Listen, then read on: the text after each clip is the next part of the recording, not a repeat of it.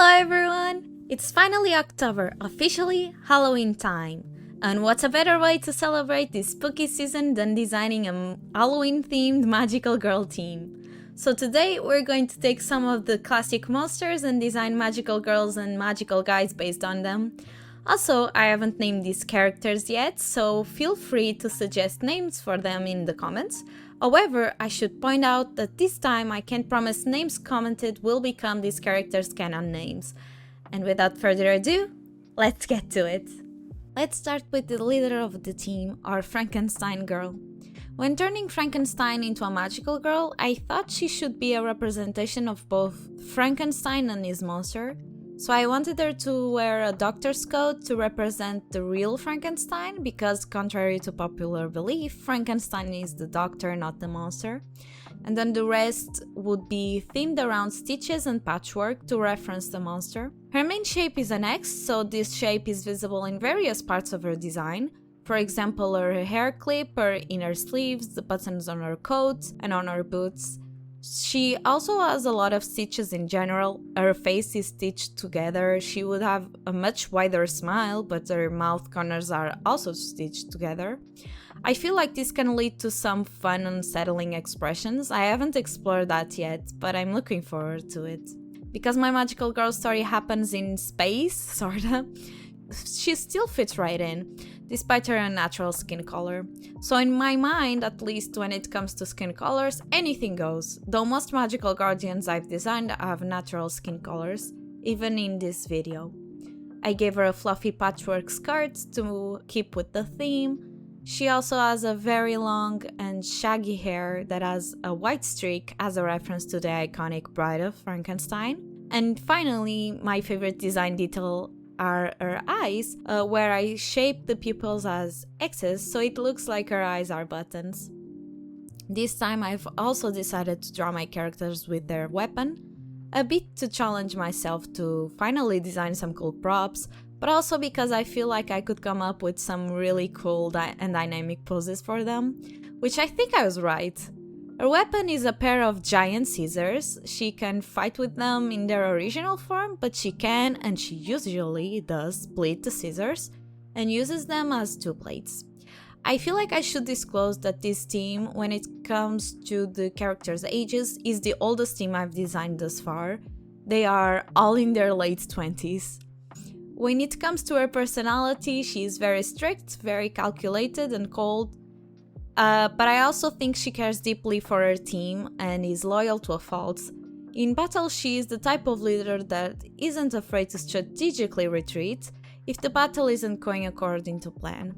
She is very goal-oriented and she would sacrifice everything to be able to successfully complete a mission, everything except for her own teammates' safety. Her second power revolves around puppets and her control over them. In other words, she sews puppets and plushies, and she is able to bring these creations to life and use them as a tiny army that helps her out in battle. Next up, we have our vampire girl. When I started to design her, I knew I wanted her to have a few design elements that would clearly scream vampire. For instances, her color palette is mainly made up of bright reds, deep reds, and dark purples. She has head ornaments framing her face that look like bat wings, puffy sleeves that then drape over her arm, a corset, and a stiff skirt open in the front that also resembles bat wings. It is said that one of vampire's weaknesses are crucifixes, so in this case, her shape is an upside-down cross. She has it on her earrings, on her inner sleeves, as well as a cutout on her corset. The design is overall much spikier than my usual designs.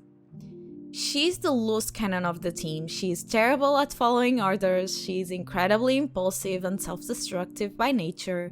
She's quick and agile, she's very unpredictable, sometimes to her advantage and sometimes to the detriment of the team. So this often causes some conflict with Frankenstein that is naturally more strict and uptight. Even though they don't always see eye to eye, when they actually work together, they are almost invincible. I'd say they balance out each other's characteristics quite well. Her weapon is a dagger because, to be honest, daggers are the most vampiric weapon there is, in my opinion. The dagger has bat wings and the blade itself is full of curves. Needless to say, being at the end of the dagger would not be fun. However, she would find herself using her own weapon on herself by making small cuts on the palm of her hands, so she would be able to use her second power. The second power would be the ability to control her own blood, so theoretically she can shape her blood into new weapons, shoot it like a gun, weave it into a web. It really is only limited by our vampire girl's imagination and her own blood supply. Anemia and death by blood loss is a real concern in her case.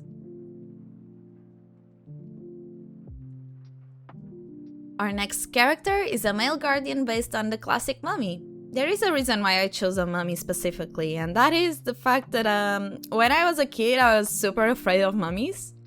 In my wild 6-year-old imagination, I was convinced that mummies would come from their tombs in Egypt all the way to Portugal, all the way to my home and attack me during the night. Sounds oh so silly now, but the fear was real at the time, so much so that my parents got me a plushie of a dog and told me that if the monster saw the plushie sleeping next to me, they would think that it was a real dog and they would leave me alone. You would think that this character would maybe be the one that I liked the least out of the group, since they were my childhood fear and all, but no, in an interesting twist of events, he is one of my favorites. I wanted him to be a much more subdued type of guy. He is very quiet, he is patient, he has a calming effect on the rest of the team. He is probably depressed to some degree and he barely talks. I don't think he sees the wonder in being a magical guardian anymore. But he still does his work. He is caring and empathetic in his own way. People don't pay much attention to him. Frankenstein and Vampire have a much more memorable presences. But that's okay, he is used to it. Vampire usually teases him and Frankenstein might criticize his apparent lack of care, but they still know they can count on him, if for nothing else to listen to them. In his design, I decided to cover his face in bandages, only leaving one eye visible. I feel like this design aspect would still be true to some degree, even in his civilian form. I also wrapped his arms and feet in bandages and gave him baggy pants. Designing male magical guardians is always a challenge, so to make this design at the very least magical girl adjacent, I gave him a big bow on his hips and puffy mesh sleeves. His symbol looks like an eye, so I used this symbol in his gem dangling off his collar as a pattern on the bottom of the pants, and he also has this symbol on his hands.